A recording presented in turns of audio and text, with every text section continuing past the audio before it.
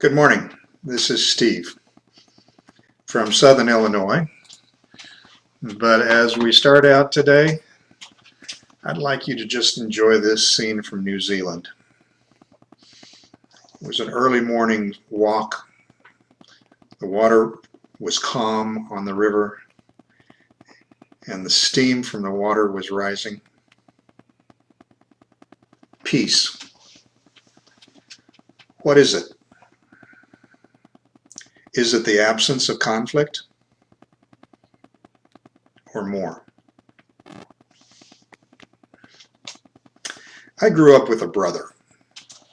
He's the cute one in the picture, okay? The one with that pixie smile.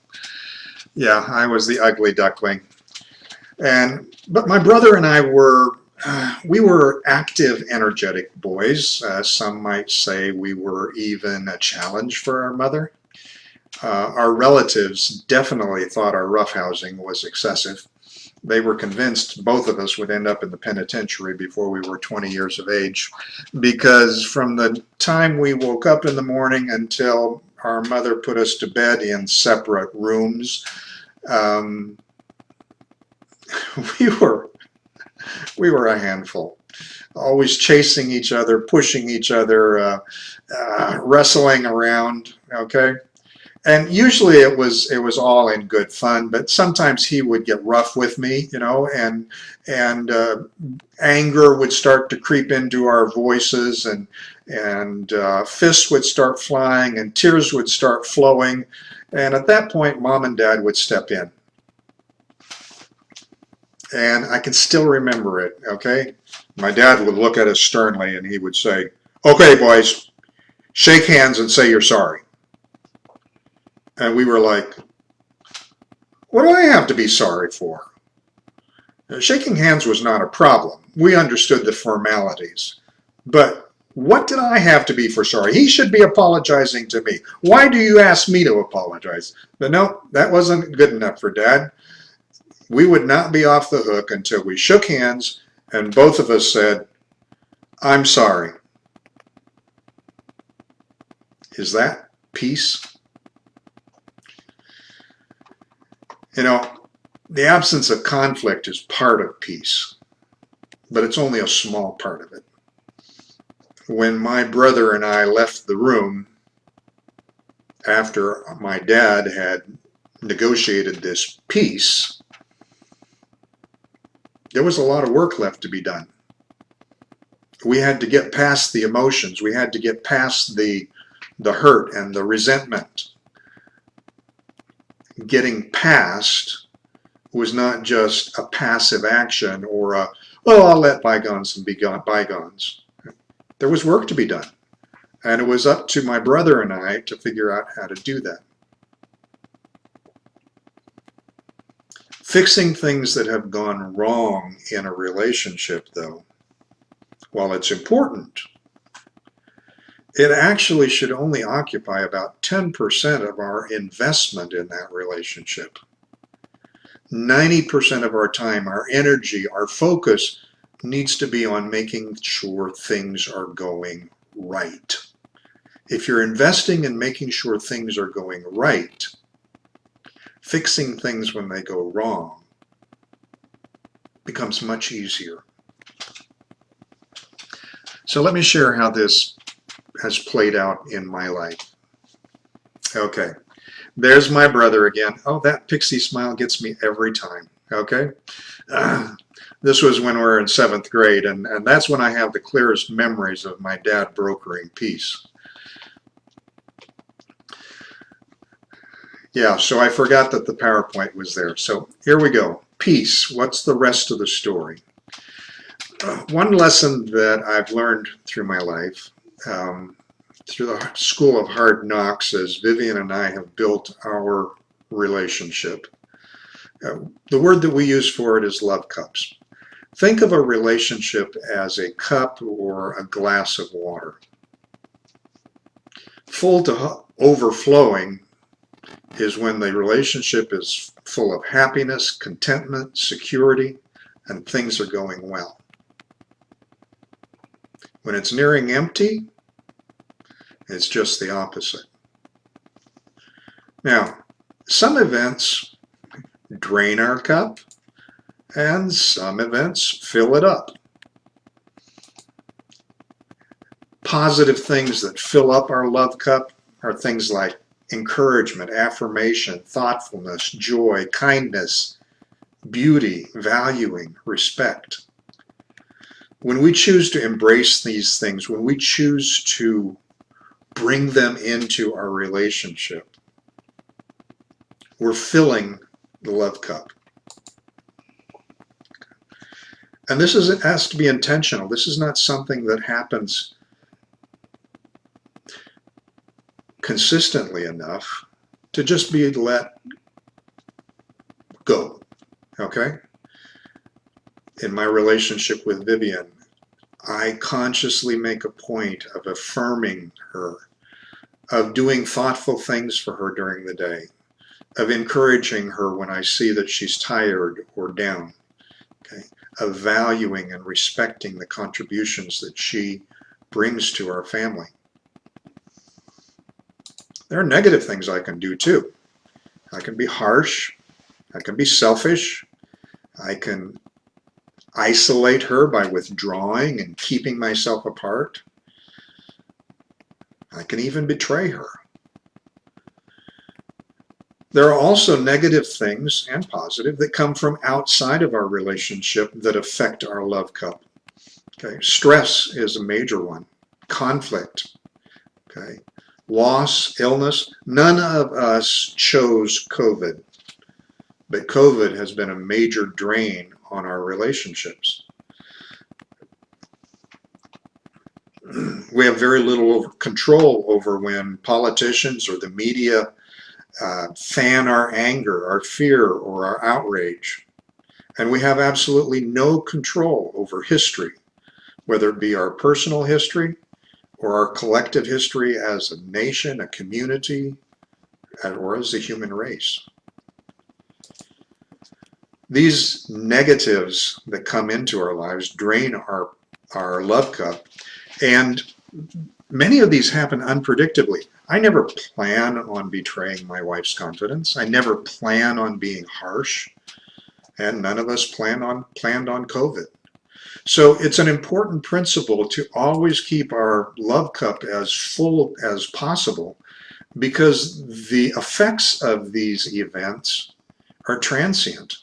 For some reason, negatives tend to last longer than positives, but everything eventually fades away. So it's important to keep our love cups as full as possible so that when unexpected negatives come, we don't end up in a crisis in our relationship. When Vivian and I were talking about today's devotional, she reminded me of something that happened when we were in medical school. We were living across the street from a grocery store, and I discovered that on Fridays they put all of their flower bouquets on sale. Now, we were medical students. We were living on a stipend that was barely more than minimum wage. Money was tight. We were not affluent, let's put it that way. So buying flowers was an extravagance. And let me tell you, to this day, she remembers me buying her flowers on a regular basis every Friday. And she didn't even mind that they were on sale. I thought of her. That's filling a love cup. And those gifts that we give to each other, whether they're objects or deeds or words or sentiments that we express, can last a long time in some cases. I was reminded of that this week. One of my Facebook friends, Sheila Walker, posted this picture this week, and I asked her permission to use it because the story that comes with it is a beautiful example of filling the love cup. The story that she wrote along with this picture, she said, "These beautiful bright red cherries were picked from a tree my dad gave to my cousins years ago. You just never know who or how many people you're going to bless through the generations when you give such a wonderful gift. Thank you, Daddy. And thank you, Sheila, for sharing it with us. Okay? Filling people's love cups. Sometimes we do it intentionally. Sometimes it happens unexpectedly. And sometimes there are ripples that spread out from the initial action.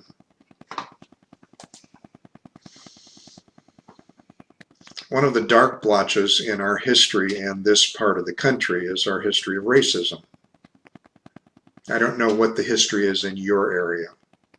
When I moved here back in the 1980s, there was a sharp corner on Highway 45 that was still referred to occasionally as Darky's Demise or worse. In the days before interstate, the federal highways were what knit this country together. And Highway 45 connected both Memphis and Nashville, Tennessee with Chicago. Families of people of color traveling this road had a long way to go because there were many communities in southern Illinois and Kentucky that had signs at the city limits. Don't stop here. There were many restaurants and hotels that simply did not provide service to people of color. So the road was long and road fatigue was a very real issue. And this sharp corner in Wayne County caught a lot of them. It was unexpected. And cars would end up in the ditch, overturned, people would end up hurt.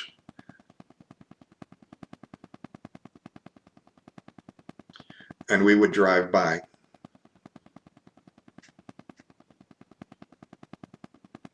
They would have to wait until another family of people of color came by who would stop and provide assistance for them. Take them to the nearest hospital that would provide care if they were injured. Try to help them get their car back on the road. Or sometimes just abandon it and take the whole family with them.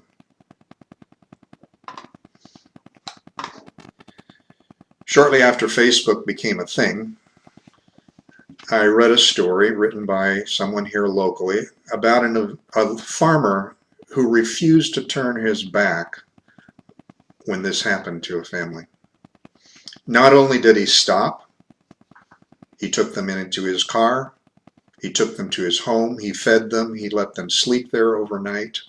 When he couldn't find anyone to fix the car, he towed it all the way to Nashville, Tennessee.